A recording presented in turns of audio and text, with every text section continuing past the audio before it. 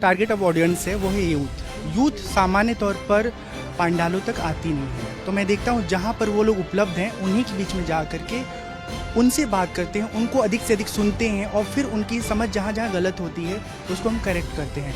Social media में सबसे अधिक संख्या यूथ की है। लेकिन आज के जो युवा हैं एक तरीके से क्या कहा जा सकता है कि वो भटक गए हैं, उनकी जो सोचने की अब शक्ति है वो थोड़ी सी डाइवर्ट हो गई है, दूसरी तरफ से भी वो अब सोचने लग रहे हैं। आप डिजर्व करोगे तो मैं सब कुछ आपके लिए समर्पित करूँगा। हाँ, तो अगर हम चाहें कि हम बाबा बन के लोग हमको नमस्ते करें, ये यूथ ऐसा नहीं रह गया है। आप अपने काम से, अपने कंट्रीब्यूशन से, अपने नॉलेज से सबसे पहले आपको बिलीव डेवलप करना पड़ेगा। प्रयागराज की भूमि पर है हम और हमारे साथ हैं डिजिटल बाबा। जी हाँ, आपने सही सुना, एबीपी लाइव के धर्म प्रवाह पर डिजिटल बाबा पधारे हैं।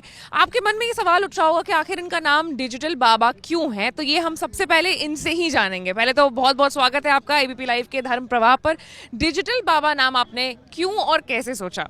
सोशल मीडिया पे जिस तरह से हम युवाओं के साथ इंटरेक्ट होते हैं, जुड़ते हैं, बात करते हैं, धर्म, आध्यात्म, जीवन मूल्य की बातें बताते हैं, टेक्निकल सपोर्ट लेते हैं, उन चीज़ों को देख करके हमारा नाम डिजिटल बाबा पड़ा।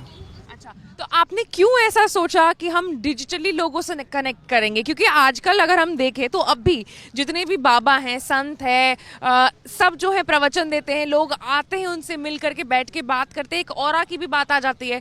सुनो आप अपने गुरु को आकर के, फेस टू फेस देखो। तो आपने डिजिटली सब चीज़ करने का कैसे सोचा? मेरा जो टारगेट ऑफ ऑडियंस है वो है यूथ। यूथ सामान्य तौर पर पंडालों तक आती नहीं है, तो मैं देखता हूँ जहाँ पर वो लोग उपलब्ध हैं उन्हीं के बीच में जा करके उनसे बात करते हैं, उनको अधिक से अधिक सुनते हैं और फिर उनकी समझ जहाँ जहाँ गलत होती है उसको हम करेक्ट करते हैं। सोशल मीडिया में सबसे अधिक संख्या यूथ की है।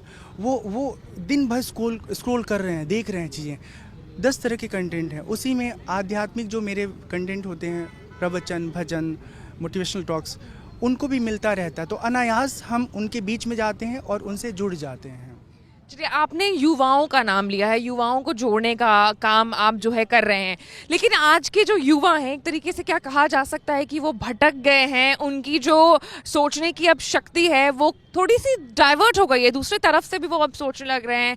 तो कैसे, मतलब चुनौतियाँ आती होंगी उन्हें कनेक्ट करने में, उनको स्पिरिचुअलिटी और धर्म के बारे में सिखाने में? भाषा में आप जैसे बात करी ना, उसी तरह हम भी बात करते हैं। जब हम युवाओं के साथ युवाओं की तरह बात करेंगे तो उन्हें अच्छा लगेगा, उन्हें मिलना, उनसे बात करना उन्हें भी बहुत पसंद आएगा।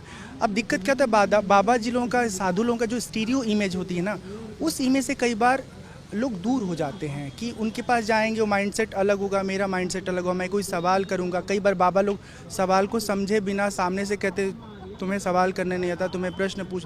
कोई कैसे भी सवाल करे, आपके अंदर ये धैर्य होना चाहिए कि आप उसे प्यार से पढ़ लिख करके उत्तर दीजिए। बेतुकी बातें, बिना समझ की बातें, बिना पढ़े लिखे, बिना विषय की तैयारी किए अगर आप बोलेंगे तो आज का बच्चा चुपचाप सुनेगा नहीं, काउंटर करेगा, और अगर गलत बताए तो तुरंत गूगल से क्रॉस चेक करेगा। तो इसलिए इस दौर में ये चुनौती बहुत बड़ी है कि आप पूरी तरह से तैयार होकर अपना वर्कआउट करके इंटरैक्ट करिए। जैसे हमारे सामने ये बात हमें समझ में आ गई है। कई बार सोशल मीडिया पर आपने देखा होगा बाबा जी लोग सूर्य के उदय की बात कर रहे हैं, गूगल के फाउंडर की बात कर रहे हैं, और सब गलत सवाल का उत्तर, मतलब सवाल का सब गलत उत्तर, इसलिए क्योंकि उन्होंने ठीक से पढ़ाई लिखाई नहीं किया। मतलब करंट जो अपडेटेशन है उससे जब आप जुड़ेंगे तभी आप बच्चों को समझा पाएंगे, बता पाएंगे।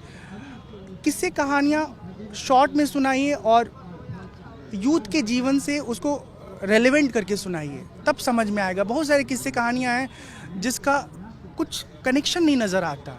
अगर हम उन्हीं बातों को बार बार ऐसे ही सुनाएंगे तो बच्चे सुन नहीं पाएंगे, उनको तो बिल्कुल तार्किक धरातल पर सुनना पसंद है।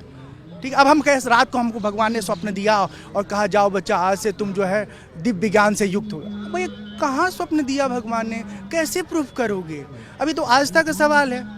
हमें इन सब बातों पे ध्यान न देके हमें शास्त्र की बातें ठीक से समझिए और उसी भाषा में बात करें जिस भाषा में सुन करके लोग विश्वास कर सके। रियलिस्टिक अप्रोच अगर आप रखेंगे तो लोग आपको सुनना पसंद करेंगे। कैसे हुई ये डिजिटल तरीके से धर्म का प्रसार करने की शुरुआत? 2017 में जब मेरी गुरुकुल की पढ़ाई पूरी हुई, मैं विश्वविद्यालय गोरखपुर का छात्र रहा, बीकॉम वहाँ से 2009 में कंप्लीट किया। पढ़ाई करने के बाद हमने गुरुकुल वास किया और उसमें गुरुकुल की पढ़ाई पूरी करने के बाद देखा कि चारों तरफ हर जगह युवा सोशल मीडिया में एंगेज्ड है। फिर मुझे लगा कि जहाँ पर युवा मौजूद है उसी दुनिया में मुझे जाना चाहिए, और इस तरह से धीरे धीरे करके अभी फ़िलहाल 3,25,000 लोग मुझे ऑर्गेनिक फॉलो करते हैं। और सबसे अच्छी बात है कि कोई मुझसे मिलना चाहता है, बात करना चाहता है, 24 घंटे के अंदर वो मुझे फ़ोन का फोन पर कनेक्ट कर सकता है, जी, शेयर कर सकता है। मैं एक राम कथा सुनाता हूँ और प्रवचन देता हूँ। सच बता रहा हूँ, कभी किसी को कंडीशन में बांधता नहीं कि मुझे इस तरह का कमरा चाहिए रहने के लिए, इस तरह की व्यवस्था चाहिए, इस तरह का सेटअप। बिल्कुल साधु, बट साधु का जो 50 साल पहले का अप्रोच था जीवन जीने को लेकर के, और उसमें जो मॉडर्न एक कॉम्बिनेशन है, उसके साथ एक शुरुआत हमने की है। शायद धीरे धीरे लोग मुझे समझेंगे। बिल्कुल नहीं, ये जो तरीका है आपका वो सच में काफ़ी अनूठा है, अद्भुत है, और युवाओं के लिए अगर मैं कहूँ तो बहुत ज़रूरी भी है, क्योंकि आज के डेट में युवा जो हैं वो थोड़े डिस्कनेक्ट हो गए हैं धर्म से। बताऊं, अगर कोई मुझे शंकराचार्य भी मिल जाए ना, छत्र चवर वाले, मैं कभी उसके फीट में अपना पूरा समर्पण नहीं कर सकता। जब तक मैं उसे जानूंगा नहीं कि रियली वो उस काबिल है कि नहीं है, तब तक मैं कैसे अपना पूरा सरेंडर कर दूं। आप डिजर्व करोगे तो मैं सब कुछ आपके लिए समर्पित करूँगा। हाँ, तो अगर हम चाहें कि हम बाबा बन के लोग हमको नमस्ते करें, तो ये यूथ ऐसा नहीं रह गया है। आप अपने काम से, अपने कंट्रीब्यूशन से, अपने नॉलेज से सबसे पहले आपको बिलीव डेवलप करना पड़ेगा कि यू आर जेन्युइन। जब आप जेन्युइन हो तो लोग आपसे भले प्यार से नमस्ते ना करें, वह हाथ मिलाएंगे, गले मिलेंगे, ठीक है ना। आजकल का यंग एज ऐसा नहीं कि पैर पे गिर करके और अपना समर्पण दिखाए। हाई-फाई करने वाली है ऑडियंस। नमस्ते सीताराम। चलिए, बहुत बहुत शुक्रिया डिजिटल बाबा हमारे साथ जुड़ने के लिए, एबीपी लाइव के धर्म प्रवाह पर आने के लिए। मैं चाहूँगी कि आप ऐसे ही हमारे यूथ में जो स्पिरिचुअलिटी है, रिलीजन है, उसको लगातार प्रीच करते रहे। Thank you so much.